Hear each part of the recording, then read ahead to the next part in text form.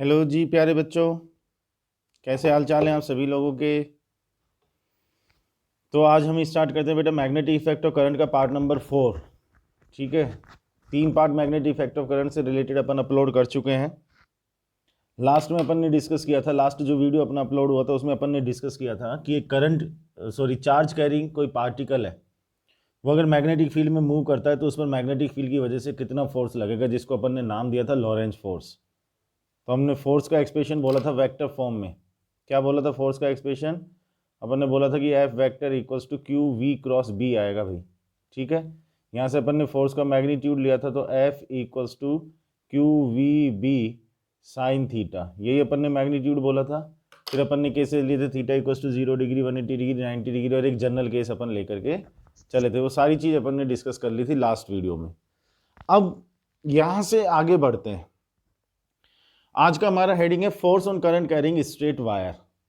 Heading का मतलब क्या हुआ कि मान लो एक यूनिफॉर्म मैग्नेटिक फील्ड है। हमने मैग्नेटिक फील्ड मान लिया प्लेन के परपेंडिकुलर अंदर की तरफ मान लिया। किसी भी एक डायरेक्शन में मैग्नेटिक फील्ड अपन कंसीडर कर ले। अपन को तो बेसिक कॉन्सेप्ट से मतलब है कि बेसिक कॉन्सेप्ट क्या कहता है। मान लो uniform magnetic field normal to the plane inward direction, outward direction कहीं भी मानो, किसी भी डायरेक्शन में मानो, कॉन्सेप्ट समझना है। ये हमारा मैग्नेटिक फील्ड हो गया बी, और ये एक हमारा करंट कैरिंग स्ट्रेट वायर है। मान लो एल लेंथ का ये वायर है भाई। ठीक है, और वायर का नाम है पी क्यू। बहुत अच्छा, वायर का नाम हो गया पी क्यू, और इसमें से मान लो आई करंट का फ्लो हो रहा है। ठीक है भाई, अब हमको इस करंट कैरिंग वायर पर इस मैग्नेटिक फील्ड की वजह से फोर्स कैलकुलेट करना है। ठीक है, इसके लिए बेटा कोई अलग से एक्सप्रेशन काम नहीं आएगा, वही बेसिक चीज़ काम आएगी जो अपन ने यहाँ पर लिखा हुआ है ना कि एक चार्ज कैरिंग पार्टिकल के लिए फोर्स कितना आता है। बस ये वाला एक्सप्रेशन अपन को काम में लेना है। कैसे? हमने फोर्स का मैग्नीट्यूड लिखा है F equals to Q V B sine theta. तो हमको ये मालूम है कि एक चार्ज अगर मैग्नेटिक फील्ड में से पास होता है तो जनरली मैग्नेटिक फील्ड उस पर फोर्स लगाता है। ठीक है, अब इस बात को हम यहाँ पर कैसे अप्लाई करेंगे कि हमने यहाँ पर एक एलिमेंट ले लिया, एलिमेंट की लेंथ ले ली है डी एल। मान लो बेटा कि इस एलिमेंट में से डी टी टाइम में डी क्यू चार्ज पास हो रहा है, डी टी टाइम में डी क्यू चार्ज पास हो रहा है, तो हम करंट कितना बोलेंगे? करंट बोलेंगे साहब करंट बोलेंगे I equal D Q upon D T. सही बात है। ठीक है, तो यहां से चार्ज डी क्यू कितना मिल गया भाई? चार्ज मिल गया D Q equals to I D T. सही कह रहा हूं ना, आई डी टी। ठीक है, अब हमको ये पता लग गया कि इस एलिमेंट में से डी क्यू चार्ज पास हो रहा है, तो हम इस चार्ज पर फोर्स कैलकुलेट कर सकते हैं इस वाले एक्सप्रेशन से। क्योंकि एलिमेंट पर लगने वाले फोर्स की बात हो रही है, इसलिए अपन ने लिख दिया डी एफ। तो अपन ने लिखा डी एफ इक्वल्स टू, अब क्यू कितना है? क्यू की जगह है अपना डी क्यू। सही बात है। ठीक है, और उसकी वेलोसिटी कितनी है? V D. अब वी डी को बेटा थोड़ा सा याद करके देखो, वी डी क्या चीज़ है? Drift velocity. याद आ रहा है? आपने करंट इलेक्ट्रिसिटी में पढ़ा होगा कि जब किसी भी वायर में से करंट का फ्लो होता है तो जो इलेक्ट्रॉन्स या चार्जेस होते हैं वो जिस रफ्तार से चलते हैं उसको अपन ड्रिफ्ट वेलोसिटी बोलते हैं, that is represented by V D. याद आया? तो यहाँ पर हमने v को लिख दिया वी डी, और ये हो गया b। ठीक, अब एक छोटी चीज़ और चेक करके बताओ कि v और b के बीच में एंगल कितना है? v तो हमारा इस स्क्रीन के प्लेन में ऊपर की तरफ, क्योंकि करंट ऊपर की तरफ जा रहा है तो वेलोसिटी भी ऊपर की तरफ होगी, और मैग्नेटिक फील्ड है अंदर की तरफ। तो बताओ v और b के बीच में एंगल कितना है बेटा? सोच के बताना, v और b के बीच में एंगल, v तो ऊपर की तरफ हो गया, b अंदर की तरफ हो गया। जल्दी से सोच के बताओ, v और b के बीच में एंगल 90 डिग्री आएगा या नहीं आएगा? 90 डिग्री आएगा, तो साइन 90 की वैल्यू 1 हो जाएगी। तो अपन ने लिख दिया D F equals to D Q V B. Right, V B मतलब वी डी बी है ना, ड्रिफ्ट वेलोसिटी। बहुत बढ़िया। अब इसको अपन ने थोड़ा सा और सजा करके लिखा। कैसे लिखा कि साहब डी एफ इक्वल्स टू, क्या डी क्यू को अपन आई डी टी बोल सकते हैं? बिल्कुल बोल सकते हैं। आई डी टी बोलेंगे, साथ में आ जाएगा वी डी और साथ में आ जाएगा बी। बोलो, ये बात क्लियर है क्या? बिल्कुल क्लियर है। तो D F equals to I D T V D into B आ गया। ओके, चलो जी। अब और एक छोटी सी बात देखो, ये जो वी डी लिखा हुआ है, ठीक है, एलिमेंट के लिए बात चल रही है अभी, तो क्या हम वी डी को D L upon D T बोल सकते हैं बेटा? वी डी को ध्यान से देखना, D L upon D T बोला जा सकता है क्या? वी डी को हमने बोल दिया D L upon D T. कहाँ से आया formula? Speed equals to distance upon time, है ना। एलिमेंट की अगर अपन बात करेंगे तो डिस्टेंस कितना है? D L. चार्ज जो पास हो रहा है वो टाइम कितना ले रहा है? D T. अच्छा, उसकी स्पीड कितनी है? V D. तो हमने बोल दिया V D equals to D L upon D T. सही बात है। इस चीज़ को हम डी एफ के एक्सप्रेशन में अगर लिखेंगे तो क्या बन जाएगा, D F equals to I, okay, साथ में आ गया डी टी, सही चल रहा है, और वी डी की जगह हम बोलेंगे D L upon D T, बोलो यस और नो, और साथ में आ गया बी, डी टी से डी टी कैंसिल हो गया। यहाँ तक की बात क्लियर। अगला स्टेप अपन यहाँ लेकर के चल रहे हैं, तो डी एफ इक्वल्स टू क्या आया प्यारे बच्चों, आई डी एल, आई डी एल और इनटू में बी। यहाँ तक बात क्लियर हुई। सर ये तो एलिमेंट पर फोर्स कैलकुलेट हुआ, हमको तो पूरे वायर पर फोर्स कैलकुलेट करना था, पूरे वायर पर फोर्स कैलकुलेट करना है, तो आप समझ गए अपन को क्या करना चाहिए, अपन को करना चाहिए इंटीग्रेशन। तो अपन लिख देंगे इंटीग्रेशन आई, ये आ गया डी एल, साथ में आ गया बी, बहुत बढ़िया। तो एफ इक्वल्स टू बी और आई कांस्टेंट है भाई, बाहर पटक दिया जाए, बाहर पटक देंगे तो इंटीग्रेशन किसका करोगे भैया, ये इंटीग्रेशन अपन किसका करेंगे भाई, इंटीग्रेशन करेंगे डीएल का। डीएल का इंटीग्रेशन क्या आ जाएगा, पूरे वायर की लेंथ मतलब एल आ जाएगा। तो अपन को क्या लिखना है, एफ इक्वल्स टू क्या भरना पड़ेगा, बिल भरना पड़ेगा, बी आई एल, ठीक है, याद रखने का एक तरीका है, बी आई एल, उसको अपन ने बिल बोल दिया। तो इस फॉर्मूले से ये एक्सप्रेशन हमेशा अपन को याद रहेगा, अपन कभी भूलेंगे ही नहीं कि एल लेंथ का एक वायर है, उसमें से आई करंट का फ्लो हो रहा है और परपेंडिकुलर डायरेक्शन में मैग्नेटिक फील्ड है। तो साहब उस मैग्नेटिक फील्ड की वजह से जो अपने वायर पर फोर्स लगेगा दैट विल बी बिल। तो F equals to B I L आ गया, ठीक। अब एक छोटी सी सोचने वाली बात हो रही है इसमें कि सर आपने इसमें एक जनरल केस लिया या स्पेशल केस लिया है। ध्यान से देखें तो हमने एक स्पेशल केस लिया है। स्पेशल केस कैसे कह रहे हैं कि भाई यहाँ पर थीटा की वैल्यू अपन 90 लेकर के चले, मतलब जो करंट का फ्लो हो रहा है वो मैग्नेटिक फील्ड के परपेंडिकुलर डायरेक्शन में, मतलब वी और बी के बीच में 90 डिग्री का एंगल लेकर के चलें सर। जनरल केस पर बात करें तो एक्सप्रेशन क्या आएगा सर, क्योंकि हम जनरल केस से तो स्पेशल केस बना लेंगे, बट स्पेशल केस से जनरल केस थोड़े बनेगा। तो एक बार जनरल केस की भी थोड़ी सी बात कर लेते हैं। कैसे बात कर लेते हैं कि मान लो ऐसा कुछ मान करके चले अपन कि इस डायरेक्शन में मैग्नेटिक फील्ड ले लिया अपन ने, ठीक है साहब, मैग्नेटिक फील्ड इस डायरेक्शन में अपन ने ले लिया और ऐसा कहते हैं कि भाई यूनिफॉर्म मैग्नेटिक फील्ड है बी। अब इसमें मान लो वायर कुछ इस तरीके से पड़ा हुआ भाई, तो हमारा वायर और मैग्नेटिक फील्ड दोनों स्क्रीन के प्लेन में, ठीक। ये हमारा वायर हो गया पी क्यू, ये हमारा वायर हो गया पी क्यू, वायर की लेंथ हो गई एल, और इसमें से मान लो इधर की तरफ करंट का फ्लो हो रहा है आई। अभी वेक्टर फॉर्म भी बताऊंगा फोर्स का, है ना, यहाँ से अपन फोर्स को वेक्टर फॉर्म में लिख सकते हैं और फोर्स का डायरेक्शन डिसाइड करने का तरीका बता दूंगा, फोर्स कौन से डायरेक्शन में आएगा। अभी एक बार जनरल केस देख लेते हैं। तो हमने मान लिया कि वायर और मैग्नेटिक फील्ड के बीच में भाई जो एंगल है ना वो थीटा है, एंगल कितना है, थीटा, ठीक। अगर आप बहुत ध्यान से चीज़ को देख रहे हो ना तो मुझे इसके लिए डेरिवेशन करने की ज़रूरत नहीं है, ठीक है। डेरिवेशन करने की ज़रूरत क्यों नहीं है, क्योंकि आप एफ इक्वल्स टू क्यू भी साइन थीटा लिखोगे। इससे ऊपर जो अपन स्पेशल केस लेकर के चले तो उसमें थीटा की वैल्यू 90 डिग्री थी साहब, उसमें थीटा की वैल्यू 90 डिग्री थी, बट यहाँ पर थीटा की वैल्यू 90 डिग्री नहीं है, थीटा की वैल्यू थीटा ही चलेगी।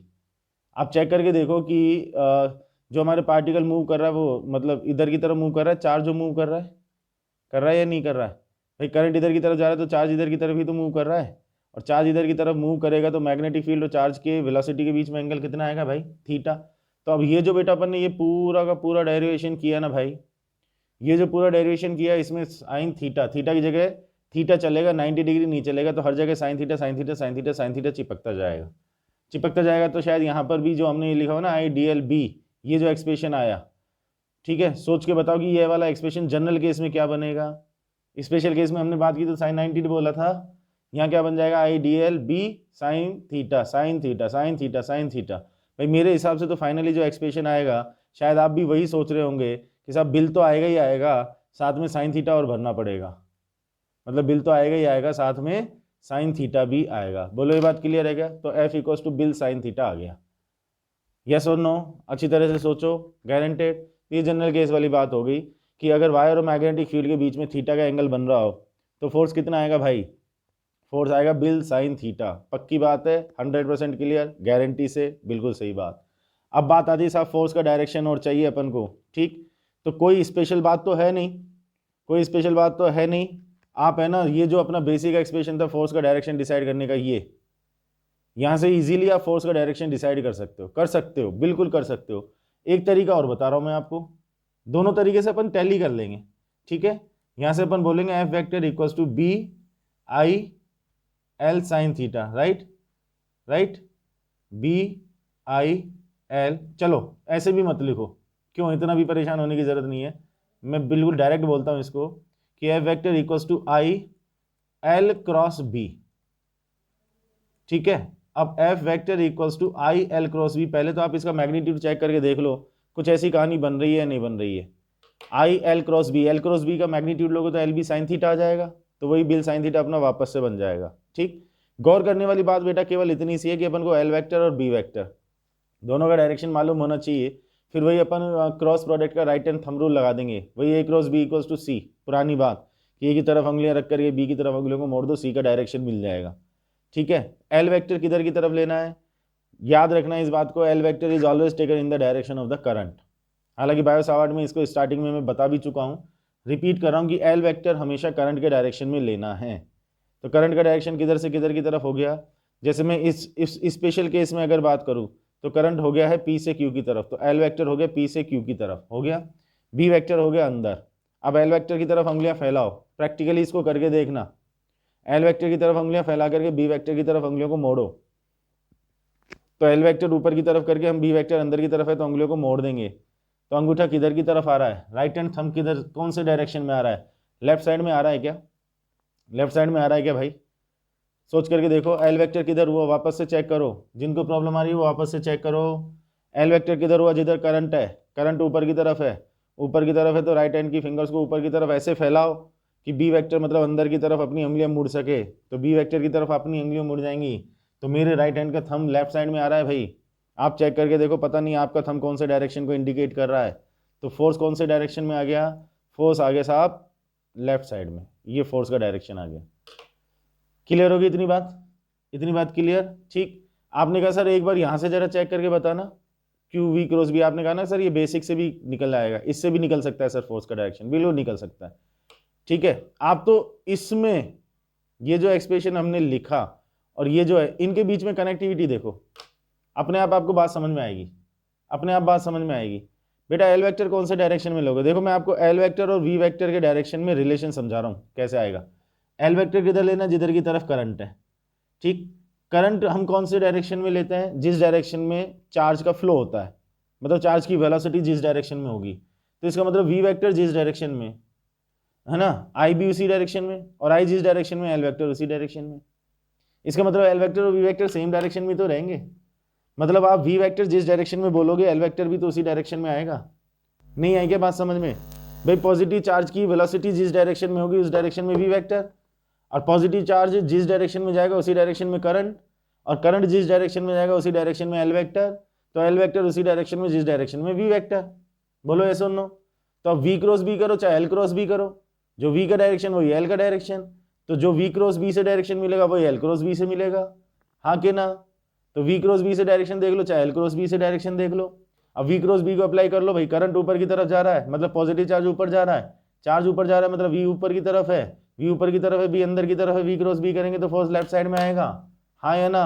तो आपको जो कन्वीनियंट लगे उससे फोर्स का डायरेक्शन निकालो। अभी मैं आपको एक मेथड और बताने वाला हूँ फोर्स का डायरेक्शन निकालने के लिए, 3 तरीके हो जाएंगे आपके पास, या तो वी क्रॉस बी से निकाल लो, या एल क्रॉस बी से निकाल लो, या फिर राइट हैंड पाम रूल, दाहिने हाथ की हथेली का नियम, राइट हैंड पाम रूल। अब राइट हैंड पाम रूल क्या कहता है समझना है तो जैसे जैसे बोलता जाऊं वैसे वैसे राइट हैंड को काम में लेते हुए चलना। राइट हैंड पाम रूल साहब फोर्स के डायरेक्शन के लिए ये कहता है कि अपने राइट हैंड की फिंगर्स को बिल्कुल खोल दो, खुला कर दो, एकदम कर दिया। तो पहली तो चीज आपको ये नजर आ रही होगी आपका जो थंब है वो उंगलियों के परपेंडिकुलर बन रहा होगा, पूरा हाथ अगर अच्छे तरीके से खोल दिया जाए तो ठीक। अब वो क्या कहता है कि राइट हैंड की जो फिंगर्स है ना उनको आप मैग्नेटिक फील्ड की डायरेक्शन में रखो, राइट हैंड की फिंगर्स को मैग्नेटिक फील्ड के डायरेक्शन में कर दिया, और आपका जो थंब है वो होना चाहिए करंट के डायरेक्शन में। तो फिंगर्स तो हो गए मैग्नेटिक फील्ड के डायरेक्शन में, थंब हो गया करंट के डायरेक्शन में। अब आप हथेली से जिस डायरेक्शन में धक्का लगा सकते हो, पाम से जिस डायरेक्शन में फोर्स लगा सकते हो, that is the direction of the force. बोलो बात समझ में आई या नहीं आई। तो अपन राइट हैंड को कैसे रखेंगे, फिंगर्स हो गई मैग्नेटिक फील्ड के डायरेक्शन में, थंब हो गया अपना करंट के डायरेक्शन में, तो पाम से या हथेली से किधर धक्का लगेगा, लेफ्ट साइड में तो लगेगा। राइट हैंड पाम रूल है, राइट हैंड को काम में लेना भाई, लेफ्ट हैंड काम में ले लोगे तो उल्टा हो जाएगा काम। तो फोर्स किधर की तरफ आया, फोर्स आया लेफ्ट में। बोलो ये बात क्लियर है क्या, हाँ या ना बोलना पड़ेगा आपको। तो यहां से भी अपन फोर्स का डायरेक्शन निकाल सकते हैं, तो ऐसे एक करंट कैरिंग वायर के लिए फोर्स का डायरेक्शन चाहिए, तो 3 तरीके बन गए बेटा, V क्रॉस B और L क्रॉस B। लॉजिकली देखो तो ये तो एक ही बात हो गई, V क्रॉस B से निकालो चाहे L क्रॉस B से निकालो, और एक हो गया अपने पास में राइट हैंड पाम रूल। अब आपको जो भी अच्छा लगे उससे आप फोर्स का डायरेक्शन डिसाइड कर सकते हो, ठीक। अब इसमें मैं एक एग्जांपल लेता हूँ, आप सोच करके बताना मेरे को उस कंडीशन में फोर्स किधर आएगा। मान लो मैं आपसे ये कहता हूँ कि मैग्नेटिक फील्ड इस डायरेक्शन में भाई, यूनिफॉर्म मैग्नेटिक फील्ड इस डायरेक्शन में, ठीक है भाई, और मैंने वायर को भी ऐसे ही पटक दिया, इसी डायरेक्शन में वायर पड़ा हुआ है अपना, ये पी क्यू, ठीक है, ठीक है, ये इसकी लेंथ कितनी है L, ठीक है, इसमें से करंट कितना है I, ठीक है। अब आप इस पर बताओ फोर्स कितना लगेगा, कौन से डायरेक्शन में लगेगा।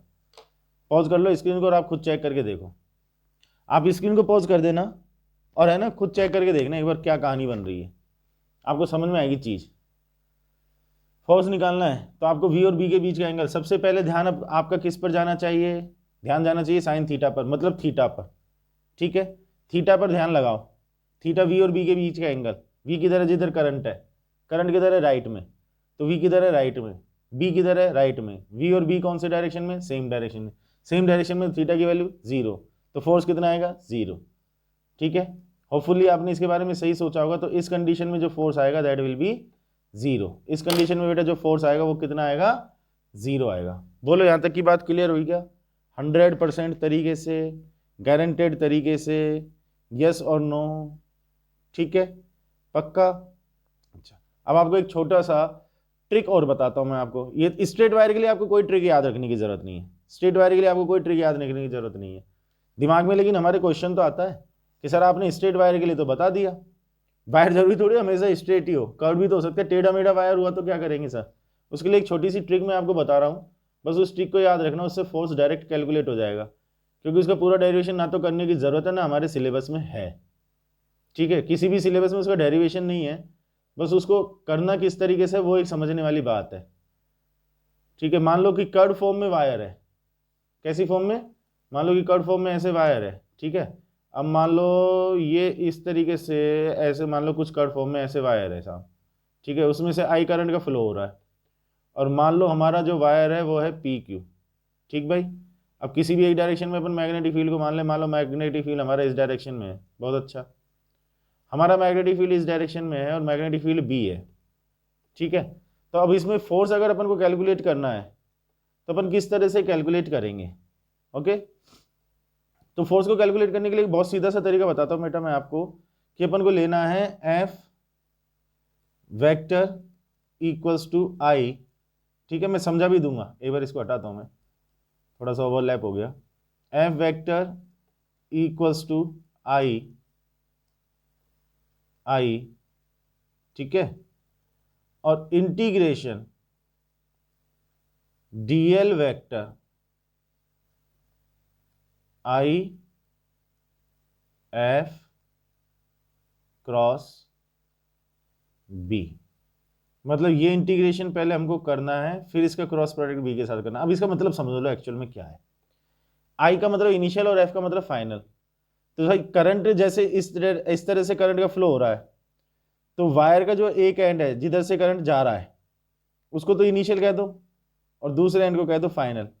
अब अपन को सिंपली काम क्या करना है कि अपन को इनिशियल पोजीशन से सीधे सीधे फाइनल पोजीशन तक जाना है, सीधा सीधा फाइनल तक, यहां तक। तो ये जो डॉटेड से मैंने बनाया ना, ये हमारा एल वेक्टर होगा, ये हमारा एल वेक्टर होगा। आपको बीच में वायर कहां पर कितना बैंड हो रहा है, कितना कर्व्ड पोर्शन उसमें आ रहा है, इट डजंट मैटर, हमको इनिशियल से फाइनल तक सीधा जाना है, वो हमारा एल वेक्टर बनेगा। तो फाइनली हम लिखेंगे एफ वेक्टर इक्वल्स टू, ठीक है, अभी एग्जांपल भी दे दूंगा, बात क्लियर हो जाएगी आपको, F vector equals to I और L vector cross B vector. और एल वेक्टर कैसे लेना है, इनिशियल से फाइनल तक सीधे जाओ, हमको एल वेक्टर मिलेगा। तो एल वेक्टर और बी वेक्टर के बीच में अब ये एंगल कहा जाएगा थीटा। तो यहां से बेटा फोर्स का मैग्नीट्यूड क्या लिखा जाएगा, F equals to I L B sine theta, मतलब बिल साइन थीटा, ठीक। फॉर एग्जाम्पल, एग्जाम्पल के लिए बात को समझो कि मान लो ये सेमी सर्कल है, एक सेमी सर्कल है, ठीक है भाई, और इधर की तरफ मैग्नेटिक फील्ड है। अब ये जो मैंने आपको बताया ना, इसको अप्लाई कैसे करना है वो देख लो, कि मान लो इधर की तरफ एक यूनिफॉर्म मैग्नेटिक फील्ड है बी, ठीक है भाई, और मान लो ऐसे करंट का फ्लो हो रहा है, ये अपना करंट है आई, ये अपना वायर हो गया पी क्यू, ठीक है भाई। अब मान लो ये इसका सेंटर हो गया और मान लो इसका रेडियस है कितना है, रेडियस है आर। हमको ये कैलकुलेट करना है साहब इस पर मैग्नेटिक फील्ड की वजह से फोर्स कितना आएगा, तो पूरा डायरेक्शन तो करेंगे नहीं, ठीक। तो अभी हमको सर ने क्या चीज़ बताई है कि साहब इसको तो आई बोलो, उसको अप्लाई करते हैं अपन, तो इसको एफ बोलो, ठीक। आई से एफ तक अपन सीधा सीधा सीधा सीधा जाएंगे तो ये बनेगा अपना एल वेक्टर, पूरा का पूरा बनेगा। हमको मतलब नहीं है कि कर्व्ड है, सर्कुलर है, एलिप्टिकल कैसा है, हमने तो कहा ये आई है, ये एफ है, आई से एफ तक सीधे चले गए तो हमारे पास में एल वेक्टर आया। अब एल और बी के बीच में एंगल ढूंढो बेटा, एल और बी के बीच में, एल और बी सेम डायरेक्शन में हो गए क्या, तो यहाँ पर फोर्स कितना आ जाएगा, जीरो, खत्म, कुछ करने की सोचने की जरूरत नहीं है, फोर्स जीरो आ जाएगा, ठीक। इसी में अपन थोड़ा सा चेंज ऐसे कर सकते हैं कि मान लो ये सेमी सर्कल है, हमारा वायर सेमी सर्कुलर फॉर्म में है, और जो मैग्नेटिक फील्ड है ना भाई, वो मैग्नेटिक फील्ड मान लो इसके प्लेन के परपेंडिकुलर अंदर की तरफ है, प्लेन के परपेंडिकुलर अंदर की तरफ, ठीक है। थोड़ा से चेंज कर रहे हैं अपन सिचुएशन में, मैग्नेटिक फील्ड अंदर की तरफ है, ठीक है भाई, अंदर की तरफ है, बहुत अच्छी बात है। अब ये हो गया इसका रेडियस आर, ठीक है, ये हो गया पी, ये हो गया क्यू, ये करंट हो गया आई। अब अपन को इस पर फोर्स लिखना है, ठीक है। तो वही जैसे भी हमने डिस्कस किया था कि ये आई हो गया, ये हमारा एफ हो गया, ठीक। आई से एफ तक सीधे सीधे सीधे सीधे चले जाएंगे, ये अपना एल वेक्टर बन जाएगा बेटा, ठीक है। अब एल वेक्टर राइट में हो गया और बी हो गया अंदर की तरफ, तो एल और बी के बीच में एंगल कितना आया, सही सोचा आपने, कितना आया, सही सोचा आपने, थीटा इक्वल्स टू 90 डिग्री आया, आया। तो अब अपन कितना लिख देंगे, आई, अच्छा एल कितना हो जाएगा, ये लेंथ कितनी हो जाएगी, 2r हो जाएगी क्या, तो अपन लिख देंगे आई इंटू 2r, साथ में आ जाएगा बी और ये आ जाएगा साइन 90 डिग्री, यस और नो। तो बस यहाँ से अपना फोर्स कैलकुलेट हो गया भाई, कितना कैलकुलेट हो गया, F equals to 2i r b, ये हमारे वायर पर फोर्स आ जाएगा। तरीका समझ में आया नहीं आया। अपना वायर कैसे भी कर्व हो रहा हो, अपन को इनिशियल से फाइनल तक जाना है भाई, आई लो एफ लो, इनिशियल से फाइनल तक जाओ, वो अपना लेंथ बना, ठीक है, उससे अपना एल वेक्टर मिलेगा, उसका मैग्नीट्यूड भी आएगा, डायरेक्शन भी आएगा, सीधे सीधे बिल साइन थीटा उसमें अप्लाई कर दो। ये एक छोटा सा तरीका है, ठीक। बोर्ड लेवल पर जनरली बेटा इस चीज़ की जरूरत नहीं पड़ती है, बट जेईई नीट के हिसाब से कभी कभी इन चीज़ों की जरूरत पड़ जाती है, तो उस पॉइंट ऑफ व्यू से अपने दिमाग में इसको रखना और अपने नोट्स में मेंशन भी कर लेना स्पेशली, ठीक है बेटा। यहाँ तक की बात अपन को क्लियर हुई, चलो जी, अब अपन को इतनी बात क्लियर हुई तो सर और आगे बढ़ते हैं अपन। हमको ये पता लग गया कि एक वायर पर मैग्नेटिक फील्ड कितना फोर्स लगाता है, तो अब हमने कहा कि करंट कैरिंग, हेडिंग देख लेते हैं अपन क्या है, force between two current carrying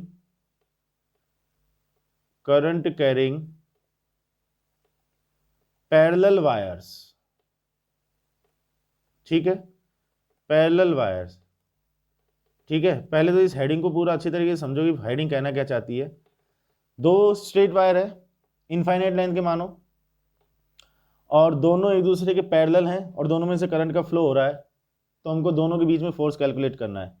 मतलब सिचुएशन ये है कि एक स्ट्रेट वायर ये है, ठीक है, एक स्ट्रेट वायर ये है, दोनों एक दूसरे के पैरेलल है और ये लेंथ इनकी इनफाइनाइट है, इनफाइनाइट लेंथ के वायर है, इनफाइनाइट लेंथ के वायर है भाई, चीज़ को अब देखना ध्यान से, बढ़िया चीज़ डिस्कस कर रहा हूँ आपसे। इनफाइनाइट लेंथ के वायर है, दोनों स्ट्रेट है, दोनों एक दूसरे के पैरेलल है, दोनों में से करंट का फ्लो हो रहा है, ठीक है। मान लो करंट का फ्लो सेम डायरेक्शन में हो रहा है, ये वायर नंबर 1 है और ये वायर नंबर 2 है।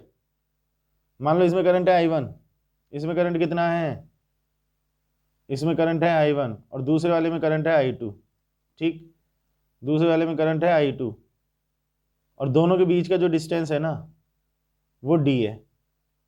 अब हमको करना क्या है, एक वायर की वजह से दूसरे वायर पर फोर्स कैलकुलेट करना है, एक वायर की वजह से दूसरे वायर पर फोर्स कैलकुलेट करना है, ठीक। तो बेसिक कॉन्सेप्ट समझना है बेटा, जैसे अपन इलेक्ट्रोस्टैटिक्स में कहते थे कि Q1 और Q2 दो चार्ज है। अब एक चार्ज की वजह से दूसरे चार्ज पर अगर फोर्स कैलकुलेट करना है तो बेसिक मेथोडोलॉजी क्या है कि आप एक चार्ज की वजह से दूसरे चार्ज की पोजीशन पर इलेक्ट्रिक फील्ड निकालो, फिर उस इलेक्ट्रिक फील्ड को दूसरे चार्ज से मल्टीप्लाई कर लो तो उस पर फोर्स आ जाएगा। कहने का मतलब ये हुआ कि किसी भी चार्ज पर अगर फोर्स कैलकुलेट करना है तो उसकी पोजीशन पर इलेक्ट्रिक फील्ड पता लग जाए। ऐसे ही कुछ यहाँ पर हम सोचें कि हमें एक वायर की वजह से दूसरे वायर पर फोर्स कैलकुलेट करना है, तो पहले एक वायर की वजह से दूसरे वायर की जगह पर मैग्नेटिक फील्ड पता लग जाए कितना है। मैग्नेटिक फील्ड पता लग जाएगा तो फोर्स भी पता लग जाएगा। ठीक, मान लो हम 1 की वजह से 2 पर फोर्स कैलकुलेट करना चाह रहे हैं, 1 की वजह से 2 पर, 1 की वजह से 2 पर फोर्स कैलकुलेट करना है, तो पहले 1 की वजह से 2 की पोजीशन पर मैग्नेटिक फील्ड देखो कितना है और कौन सा डायरेक्शन में। ठीक है बेटा, तो पहले तो 1 की वजह से यहाँ 2 की पोजीशन पर मैग्नेटिक फील्ड बताओ कौन से डायरेक्शन में आएगा। याद करो, स्टार्टिंग में डिस्कस किया था राइट हैंड थंब रूल कि वायर को राइट हैंड में पकड़ लो, है ना, करंट के डायरेक्शन में थंब को रख लो, फिंगर्स जो होगी वो MFL को बताएंगी। तो 1 की वजह से 2 की पोजीशन पर जो मैग्नेटिक फील्ड आएगा वो मेरे हिसाब से अंदर की तरफ आएगा। भाई आपको भी शायद ऐसा ही कुछ मिल रहा होगा, मैग्नेटिक फील्ड अंदर की तरफ क्रॉस आएगा, आएगा या नहीं आएगा। मान लो ये मैग्नेटिक फील्ड आया B1। अच्छा, अब साथ के साथ में ये वर्ड बता दो कि ये मैग्नेटिक फील्ड आएगा कितना। इनफाइनाइट लेंथ का वायर है, d डिस्टेंस पर मैग्नेटिक फील्ड क्या लिखा था हमने, म्यू नॉट आई 1 हो जाएगा, और अपॉन में कितना आया था 2 पाई, और ये डिस्टेंस आ गया d, ये आया था इनफाइनाइट लेंथ के वायर की वजह से। चलो इतनी बात अपन को क्लियर होगी, 1 की वजह से 2 की पोजीशन पर मैग्नेटिक फील्ड B1 अंदर की तरफ आया और B1 का मैग्नीट्यूड ये आया। बिल्कुल सही बात है। अब अपन देख लेते हैं कि 2 पर फोर्स कितना लगेगा। इस 2 को आप पूरा ध्यान से देखो, तो 2 का जो केस है वो शायद अभी अपन ने थोड़ी देर पहले जो डिस्कस किया वही वाला केस है कि करंट कैरिंग वायर है, ठीक है, और मैग्नेटिक फील्ड में पड़ा हुआ है, उस पर फोर्स निकालना है। तो क्या फॉर्मूला चलेगा, बिल वाला फॉर्मूला चलेगा। हमने लिया यहाँ पर DL लेंथ का एलिमेंट, क्योंकि इसकी लेंथ तो इनफाइनाइट है। हम कहे साहब DL लेंथ पर फोर्स निकाल लो, तो DL लेंथ पर फोर्स कितना लिखेंगे, हमने कितना लिखा था, DF इक्वल्स टू BIDL, यही लिखा था ना। अब इसको अप्लाई करते हैं यहाँ पर, तो इस DL लेंथ के लिए फोर्स कितना लिखेंगे, DF, ये अपन फोर्स लिख रहे हैं 2 पर 1 की वजह से, इक्वल्स टू B1 आ गया, I2 आ गया, और DL आ गया। बोलो हाँ या ना। 1 और 2 की कहानी समझ में आ रही है। मैग्नेटिक फील्ड B1 है, करंट I2 है, ठीक। तो DF21 इक्वल्स टू B1 हो गया mu not I1 upon 2 pi D, साथ में I2, ये लग गया DL। यस और नो, यस सर।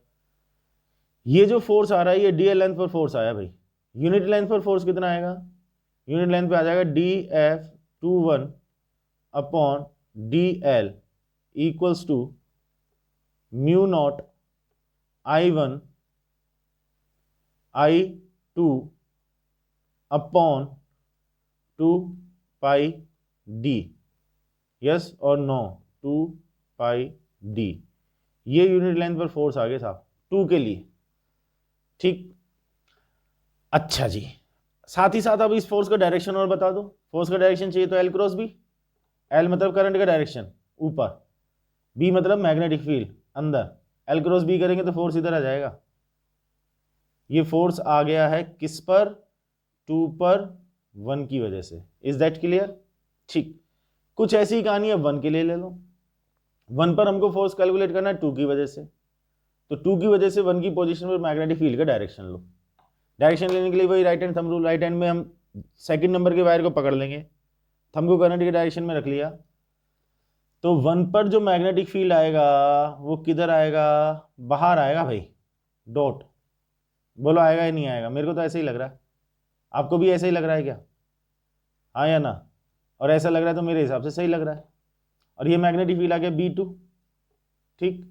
तो अब हम B2 क्या लिखेंगे, B2 इक्वल्स टू क्या लिखा जाएगा, म्यू नॉट I2 अपॉन में 2 पाई D, किधर की तरफ, बाहर की तरफ। Clear, okay. यहां भी हमने DL लेंथ का एलिमेंट ले लिया। अब इस पर फोर्स कितना लिखेंगे, DF 1 पर 2 की वजह से, that is equal to B2 I1। देखना भाई सही तो चल रहा है, लापरवाही मत करना। B2 I1 DL, तो D, ठीक है, F1 2 इक्वल्स टू क्या लिखा जाएगा, म्यू नॉट I2 अपॉन में 2 पाई D, साथ में I1 साथ में DL, हाँ ना बोलना पड़ेगा। यूनिट लेंथ पे कितना आ जाएगा भाई, DF12 upon DL equals to mu not I1 I2 upon में 2 पाई D। बहुत बढ़िया, ये यूनिट लेंथ पर फोर्स आया 1 के लिए और ये यूनिट लेंथ पर फोर्स आया 2 के लिए। अच्छा 1 पर जो फोर्स आ रहा है उसका डायरेक्शन देख लो, करंट किधर है, ऊपर की तरफ। 1 की पोजीशन पर देखो, करंट ऊपर की तरफ, तो L ऊपर की तरफ, B बाहर की तरफ। L क्रॉस B करो, राइट हैंड थंब रूल लगाओ। L क्रॉस B करेंगे तो भैया मेरे फोर्स राइट साइड में मिल रहा है, B बाहर की तरफ है, क्रॉस प्रोडक्ट वाला राइट हैंड थंब रूल लगाओगे तो फोर्स इधर आ जाएगा। क्या ये फोर्स आ गया 1 पर 2 की वजह से। ठीक, तो बात ही बात में एक छोटी सी बात अपन को क्लियर हो गई कि जब दोनों वायर्स में से करंट सेम डायरेक्शन में जा रहा है, करंट का डायरेक्शन अगर दोनों के लिए सेम है या नहीं है, करंट का डायरेक्शन अगर दोनों के लिए सेम है तो दोनों के बीच में जो फोर्स लग रहा है वो अट्रैक्शन का लग रहा है। ये देखो ये फोर्स अट्रैक्ट कर रहे हैं दोनों एक दूसरे को। तो सेम डायरेक्शन में अगर करंट है तो दोनों एक दूसरे को अट्रैक्ट करेंगे, और करंट अगर अपोजिट डायरेक्शन में हो जाएगा तो फोर्स रिपल्शन का हो जाएगा। ये बात ध्यान रखना, सेम डायरेक्शन में करंट है तो अट्रैक्शन है, अपोजिट डायरेक्शन में करंट है तो रिपल्शन आएगा। ठीक, एक छोटी सी इंपॉर्टेंट बात और बोर्ड के पॉइंट ऑफ व्यू से इंपॉर्टेंट रहती है वो, ठीक है, चाहे CBSE हो चाहे RBSE हो, फोर्स जो पर यूनिट लेंथ है वो दोनों के लिए सेम आ रहा है क्या, DF12 upon DL, that is equals to DF21 upon DL। Unit length पर फोर्स दोनों के लिए सेम ही तो आ रहा है। कितना आ रहा है, mu not I1 I2 upon 2 pi D। यहां से 1 एम्पियर की एक इंटरनेशनल डेफिनेशन बनती है, इंटरनेशनल डेफिनेशन ऑफ 1 एम्पियर। कैसे बनती है, ठीक है, हमने क्या किया, हमने I1 इक्वल्स टू I2, दोनों करंट इक्वल कर दिए, दोनों करंट इक्वल कर दिए, और कितना कर दिया, 1 एम्पियर कर दिया। इसी की डेफिनेशन बनाएंगे, अभी देखना कैसे। और D मतलब दोनों के बीच का जो डिस्टेंस है उसको 1 मीटर कर दिया। कितना कर दिया साहब, 1 मीटर। तो अब जो फोर्स पर यूनिट लेंथ है, मतलब DF12 अपॉन DL या DF21 अपॉन DL, वो कितना आ जाएगा बेटा, वो आ जाएगा हमारा म्यू नॉट अपॉन 2 पाई। I1 और I2 दोनों को 1 कर दिया, D को भी 1 कर दिया। अच्छा म्यू नॉट अपॉन 2 पाई को क्या लिखेंगे, याद करो, 2 × 10⁻⁻⁷, क्योंकि म्यू नॉट अपॉन 4 पाई की वैल्यू, ये थोड़ा सा गड़बड़ हो गया, म्यू नॉट अपॉन 4 पाई की वैल्यू 10⁻⁻7 होती है, तो म्यू नॉट अपॉन 2 पाई कितना है, 2 × 10⁻⁻7। और यह क्या रहा है, फोर्स पर यूनिट लेंथ, मतलब न्यूटन पर मीटर। अब ये चीज देखो, ये चीज देखो और ये चीज देखो, ठीक है, और म्यू नोट है, ये ध्यान रखो, मतलब वैक्यूम की बात है, वैक्यूम की बात है। अब मैं टुकड़ों में बोलता हूं, आप 1 एम्पियर की डेफिनेशन समझना क्या बनती है, ठीक है, कि दो इनफाइनाइट लेंथ के वायर, क्या क्या कंडीशन है, इनफाइनाइट लेंथ के वायर है, ठीक है, दोनों में सेम करंट है, इनफाइनाइट लेंथ के वायर एक दूसरे के पैरेलल है, इनफाइनाइट लेंथ के वायर एक दूसरे के पैरेलल है, दोनों में सेम करंट है, और 1 मीटर के डिस्टेंस पर वैक्यूम में रखे हुए हैं। क्या क्या चीजें आई, इनफाइनाइट लेंथ, पैरेलल, 1 मीटर का डिस्टेंस, सेम करंट, वैक्यूम में रखे हुए हैं। तो पर यूनिट लेंथ फोर्स अगर 2 × 10⁻⁷ न्यूटन लग रहा है, पर यूनिट लेंथ फोर्स अगर 2 × 10⁻⁷ न्यूटन लग रहा है, तो जो करंट होगा दैट विल बी 1 एम्पियर। अब हम इसको थोड़ा सा और सिस्टमेटिकल तरीके से बोल देते हैं कि इनफाइनाइट लेंथ के दो पतले वायर एक दूसरे के पैरेलल अगर वैक्यूम में 1 मीटर के डिस्टेंस पर रखे हुए हैं, और दोनों में से same amount of current flow हो रहा है, और उनके बीच में जो फोर्स लग रहा है वो 2 × 10⁻⁷ न्यूटन पर मीटर का लग रहा है, ठीक, तो जो करंट होगा दैट विल बी 1 एम्पियर। तो वो जो करंट होगा वो 1 एम्पियर का करंट होगा। तो यहां से 1 एम्पियर का इंटरनेशनल डेफिनेशन बनता है। बकायदा ये क्वेश्चन बोर्ड के एग्जाम में आता है कि डिफाइन 1 एम्पियर, ठीक है, तो 1 एम्पियर को डिफाइन करने की अगर बात करें तो यही डेफिनेशन देनी है, this is called international definition of 1 ampere. तो यहीं से उसको डिफाइन करना है। बोलो ये बात समझ में आई या नहीं आई? 100% तरीके से बात क्लियर हुई या नहीं? तो इस तरीके से हम फोर्स कैलकुलेट कर सकते हैं और यहाँ से अपन 1 एम्पियर की डेफिनेशन भी बना सकते हैं। ठीक है, इस वीडियो में इतना रखेंगे बेटा। नेक्स्ट वीडियो में हम डिस्कस करेंगे 2-3 क्वेश्चंस। अभी इसमें क्वेश्चंस वगैरह अपन ने नहीं लिए, तो नेक्स्ट वीडियो में थोड़े से क्वेश्चंस वगैरह इसके डिस्कस करेंगे। फिर उसके बाद में बात करेंगे कि एक हमारा रेक्टेंगुलर लूप हो, ठीक है, उसमें से करंट का फ्लो हो रहा है और उसको अगर अपन मैग्नेटिक फील्ड में रखेंगे तो उस पर कितना फोर्स लगेगा और कितना टॉर्क लगेगा, वो एक बहुत इंपॉर्टेंट डेरिवेशन है। ठीक है, तो अभी इसको अच्छी तरीके से देखिएगा, समझिएगा। इसमें जो चीज़ें अपन ने डिस्कस की हैं डेफिनेटली वो आगे की वीडियो में अपने एज इट इज़ काम आएंगी, इसलिए इसको अच्छे तरीके से देखिएगा। ठीक है, फिर नेक्स्ट वीडियो में जल्दी ही मुलाकात करते हैं। टिल देन टेक केयर, अच्छे तरीके से पढ़ाई करते रहें। See you soon, bye, thank you.